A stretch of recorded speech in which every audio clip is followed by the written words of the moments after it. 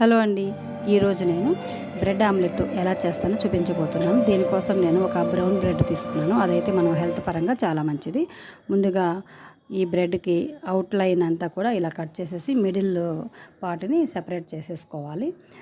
ఈ విధంగా bread omelette వేస్తే చాలా టేస్ట్గా ఉంటుంది. దీనికోసం ఆమ్లెట్ కోసం ఉల్లిపాయలు, పచ్చిమిర్చి, ఇంకా జీలకర్ర పొడి, ధనియాల పొడి, పసుపు, ఉప్పు, కారం, కొత్తిమీర, ఇంకా కొద్దిగా అల్లం వెల్లుల్లి పేస్ట్, ఈ మొత్తం మిశ్రమాన్ని కూడా ఒక బౌల్లో వేసేసుకుని పూర్తిగా కలిపేసుకోవాలి. ఆ తర్వాత ఒక ఎగ్గును కూడా దీంట్లో కొట్టి పోసేసి మొత్తం మిశ్రమాన్ని కూడా బాగా కలిపేసేయాలి.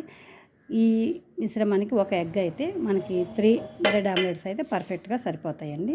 మనం కట్ చేసినటువంటి అవుటర్ లేయర్ని మనం ప్యాన్ పైన పెట్టేసుకుని దాంట్లో ఆయిల్ పెట్టుకోవాలి. ఆయిల్ పోసుకొని దాంట్లో ఈ మిశ్రమాన్ని పోయాలి.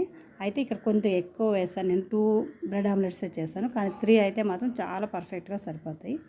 ఆ మిశ్రమం పైన మనం కట్ చేసినటువంటి లేయర్ని పెట్టేసుకుని 1 స్పూన్ నెయ్యి వేసుకుంటే సరిపోతుంది. ఫ్లేమ్ మాత్రం మీడియం ఫ్లేమ్లోనే పెట్టుకోవాలండి.